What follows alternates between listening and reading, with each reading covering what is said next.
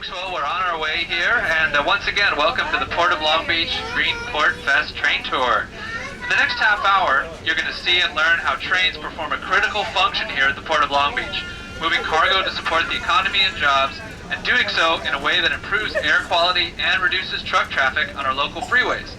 But before we begin, I'd like to give a big thanks to our partners in today's events, Metrolink, who provided the trains and the staff running the train here today, and Pacific Harbor Line, which provides rail service here at the port. I'd also like to recognize the two shipping terminals that we'll be seeing today, International Transportation Service, or ITS, and Pacific Container Terminal. So again, trains perform a very critical function here at the port. There are about 100 miles of train tracks that serve the Port of Long Beach.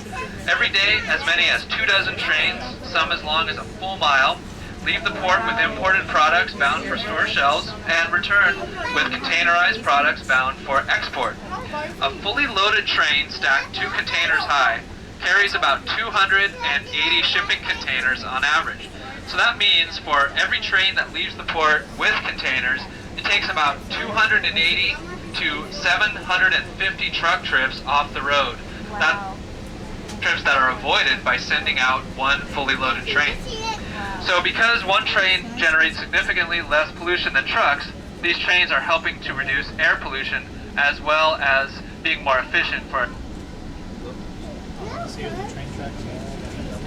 So when you calculate the amount of power needed to move a ton of cargo 1 mile, trains are about 10 times cleaner than trucks.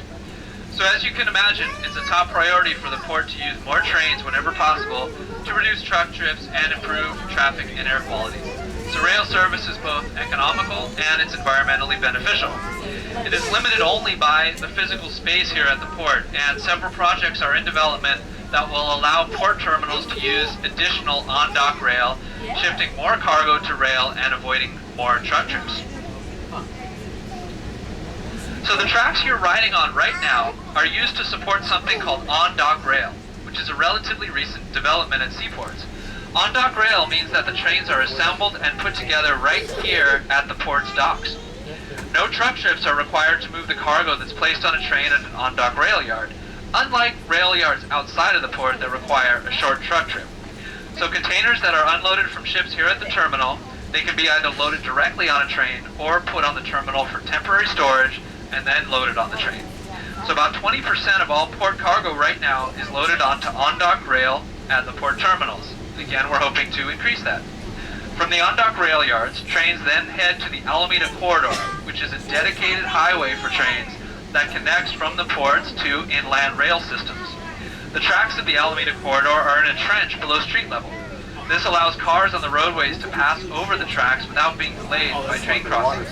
So I'll point out some grade separations within the port as we proceed on the tour.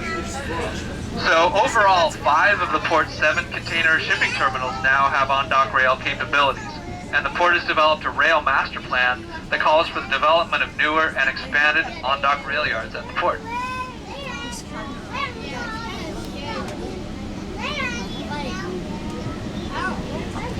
And on-dock rail, in fact, is a key component in 2 major development projects at the port. Our Middle Harbor redevelopment project, which was recently approved by the Commission, and the upcoming Pier S rail development project. So the shipping terminal that we're seeing on the right-hand side of the train is the ITS, or International Transportation Service, which is affiliated with K-Line. Those are the red containers you see. A lot of those around here. The terminal is at Pier G, and ITS occupies about 240 acres of land, an area big enough to fit almost 300 football fields. An individual terminal like this can move as much as 1 million container units every year. It's a complex operation that's often referred to as organized chaos. It may look chaotic, but you can be assured that the precise movement of every container is being very carefully tracked and documented, both for security reasons and because of the value of the cargo inside. ITS has been a customer at the Port of Long Beach since 1971 and has been responsible for several firsts. ITS was the first facility to use on-dock rail beginning in 1986. It was the first terminal to establish its own truck chassis fleet for greater efficiency in the truck system. You can see chassis storage at the terminal where the chassis are stacked.